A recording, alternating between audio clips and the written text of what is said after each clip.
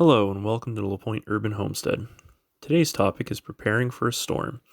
Here in Atlantic Canada, our winters can be pretty rough. Here's a few tips to prepare for any winter storm heading your way.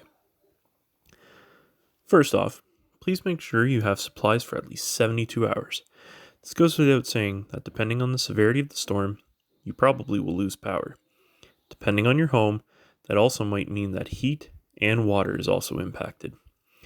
A few nice things to have on hand is definitely some bottles of water and food that may not need to be cooked. Candles, lights, and batteries for electronics are always useful too to be able to see once it gets dark. Additionally, an alternative source of heat and the propellant for it, such as possibly a propane stove or a wood fireplace, and obviously the wood or propane to go with it, is always good and important too. Lastly, some types of games or hobbies that doesn't obviously require electricity to keep you busy as the storm rolls over.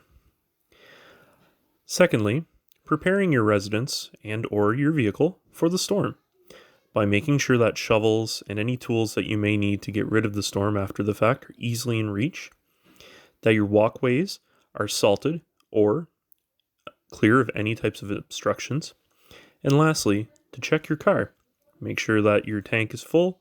Check your oil, air pressure, that type of stuff. As at least with the tank, it's less likely to freeze actually if it's full during the storm. And during the actual storm, it's always important, obviously, stay indoors and or someplace safe. Don't try to go out for those storm chips. While you're home, check your pipes for freezing and possibly your basements for leaks. If you need to, also make sure to clean your sub pump's ejection area if it's possibly any types of blockage. Check your windows and doors to make sure they're properly closed and seals.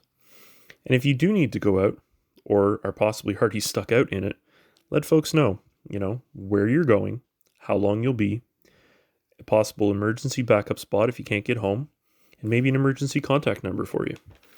The normal stuff that we were all taught as kids.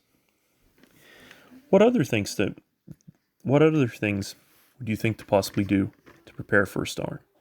Leave a comment below. For those that are actually interested on preparing for 72 hours, the Canadian government actually has an emergency preparedness guide. I'll leave a link here in the video description. Thanks for watching.